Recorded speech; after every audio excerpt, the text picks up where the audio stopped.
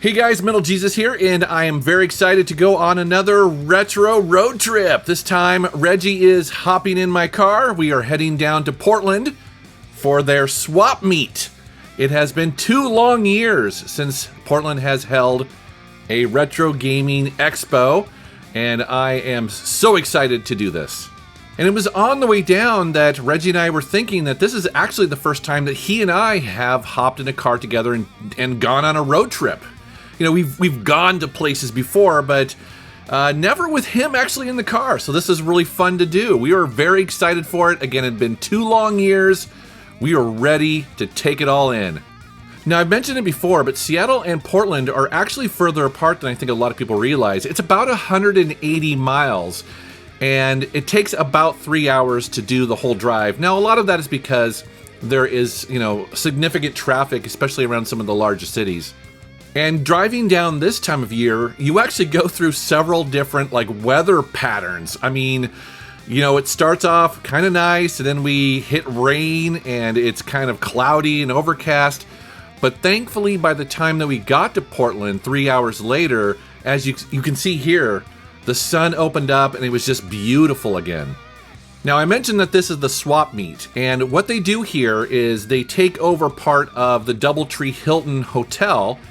And basically, it's just focused on vendors. So there are no panels, there's no, museum and things like that. It's really just focused on the buying and selling of retro games. And again, yeah, we're in the mood for it, man. We are psyched.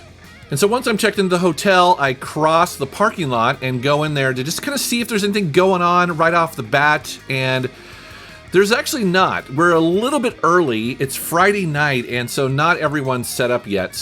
But it's cool. I did run into John Riggs and also John Hancock immediately as soon as I walked in the door. But there's not a lot to see tonight, so I think I'm going to go ahead and go to bed early and hit it hard tomorrow. All right, it's Saturday morning. I get up, go look outside, and I can already see that a line is starting to form. Now, the venue opens at 10 a.m., but the hardcore get there early because they want the good deals. And you can see some people lining up out there. And the thing is, I know this is going to be a long day, so I have to go get myself some espresso. I know it's stereotypical because I'm from Seattle and I got to go get my Starbucks. But yeah, I need my triple shot to get me going, get me amped up and ready to do some shopping. And when I come back 20 minutes later, you can see that the line is already wrapping around the building. Lots of smiles there. Lots of people looking for some retro games. And by the way, guys, at the end of this video, I'm going to share with you some of the things that I picked up. And I have to admit that we didn't really know what to expect because Oregon and Portland were pretty much locked down for the last 2 years. And so I think the organizers, as well as some of the vendors, didn't exactly know what to expect. Were people going to show up? Were people interested in buying stuff? But as you can see here, man, it's like everyone was ready to go. And then when the people came in, it was packed, and people were so excited. I see that John Riggs has a table. He's selling a bunch of his extra stuff. Also, John Hancock also had a table, and he was selling his latest Atari 2600 homebrew game. Here's something that you don't see every day. There was a Timex Sinclair 1000 home computer. I don't think I've ever seen one of those at an expo before. That's pretty cool. A lot of boxed gaming consoles as well, more than I've seen in the past couple years. I saw this Apple II GS here. I was really tempted to pick that one up. This was a nice display of complete in-box Nintendo games that are a little bit out of my price range, but if you got the money, you could own them. Check out this Nintendo 64 35mm camera. I don't think I've ever seen that before. I was very tempted to pick up this Normandy model because we just finished playing through the Mass Effect Legendary Edition, and I love that ship. I didn't, though. Here's a nice stack of some Neo Geo MVS carts, something you don't always see every day. Check out this vendor that has all these Tiger Electronics handhelds. Now, this is something I'm not really nostalgic for because I didn't play with them as a kid, but seeing all of these here, I was kind of tempted. These are pretty cool. Check out these Club Sega ashtrays. I thought this was kind of hilarious. You wouldn't make merchandise like this today, would you? It's always cool to see a working Vectrex here, and again, it was for sale for somebody who wanted it for their game room. This guy had a bunch of owner's manuals and operation manuals for actual arcade machines. This was pretty cool. Again, I don't have any of these, but it would be really awesome to own some of these classic owner's manuals for these machines that we played back in the 80s and 90s. One particular local store brought a bunch of high-end stuff. You see it here, and whew, man, this will melt your wallet. Are you looking for an orange GameCube? Well, this table had you covered. Check out the Super Mario Brothers telephone. I don't think I've ever seen that before. As well as the Super Mario 64 radio flashlight. That's pretty cool. Now, one thing I'm definitely seeing when I'm going to some of these expos is a lot of other stuff than just retro games. So you're starting to see a lot of Pokemon, a lot of toys, a lot of music, things like that. And I really do like the variety. And I like that it's pretty much just all kind of nerd pop culture stuff. And so it's really fun to walk around because I think most of us, myself included, that yes, I like video games, but I also like music, and I have action figures, and I have plushies and things like that. So it's really fun to see a lot of that stuff here as well. Oh yeah, and by the way, cassettes were everywhere. You know, people were really nostalgic for vinyl records, and they still are actually, but now we're starting to see a lot of audio cassettes. And this one particular table here had tons of 80s hair metal. Oh man, I owned almost all of these back in the day, so this was really cool to see.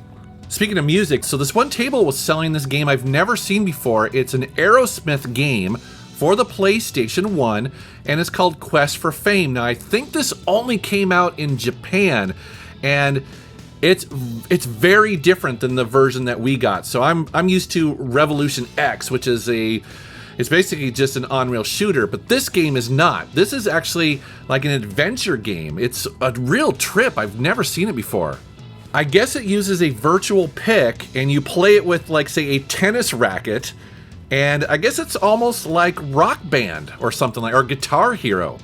Again, this was really cool to see. I didn't pick it up, but I was very tempted. So that's kind of it for day one. Now, I specifically didn't show you what I picked up because I'm going to do that at the end of this video. But after we left the swap meet, then we all piled into a car and we basically headed over to Quarter World.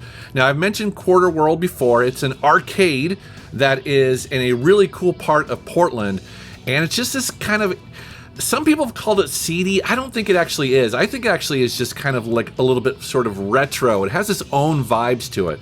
But I like this place because it's got a lot of variety here. They've got really old arcade games in here and then really new ones. Plus, they've got a ton of great pinball games. Again, old ones and also brand new ones. You see The Mandalorian here, which I think just came out. And they've got a lot of multiplayer physical games too, air hockey being one of my all-time favorites. I get really into that game and really competitive, even though I'm probably not very good at it. And it's just a nice atmosphere. They've got a bar as well. You know, anytime somebody asks me, it's like, what should I do when I go to Portland, you know, outside of the expo? Well, you gotta go to Quarter World. You won't be disappointed.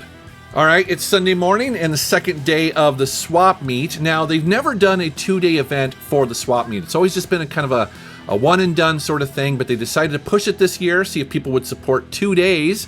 And, you know, to everyone's surprise that, yeah, I mean, a lot of people showed up. It's definitely slower than the first day, obviously. But I think there was a lot of people here, myself included, who were looking for last minute deals. And that's the thing. Most of these vendors do not want to take this stuff home. They prefer to sell it. And so, you know, in the last couple of hours of this, if there's been a game sitting there that you were interested perhaps the day before and it's still sitting at their table, you know, maybe you can negotiate. It's called a swap meet for a reason. Maybe you might get a couple bucks off, or if you have something to trade, now's the time to do it. But it's getting a little late in the afternoon and I need to get Reggie home. So we hop in the car and head back. All right, let's show you what I got. The big one for me, the one I was most excited to pick up, is this Indigo Blue Imac.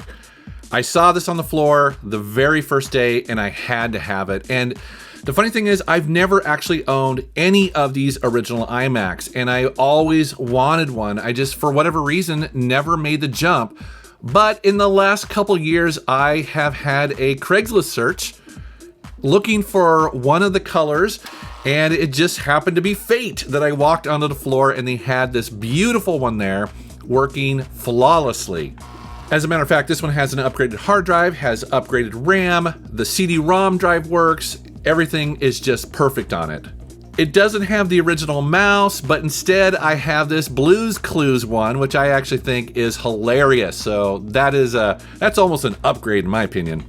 And he gave me all of the OS and restoration software. So in case I need to, rebuild the operating system, I can do that. And also a couple of games. And it was only $150. So that seemed pretty reasonable to me. Check out this Star Wars Yoda plug and play. Doesn't he look hilarious there? He looks disapproving completely, but I saw this and I had to have it. Now, I haven't played with this yet. Supposedly it has 5 games included on it. I have a fairly decent plug and play collection and I hadn't ever seen this one before, so yeah, I had to have it.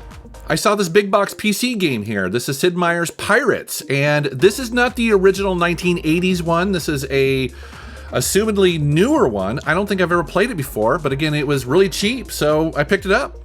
A fan of my channel gave me this. This is an RPG for the 3DS that I'd never seen before, and I guess it is very similar to Valkyria Chronicles. I guess it has turn-based combat, so I am very excited to check this out. At John Hancock's booth, he had Jinxter. This is one of the Rainbird games that I did not own, but I loved these games when I was a kid. All these games by the Magnetic Scrolls adventure games, they were usually very beautiful.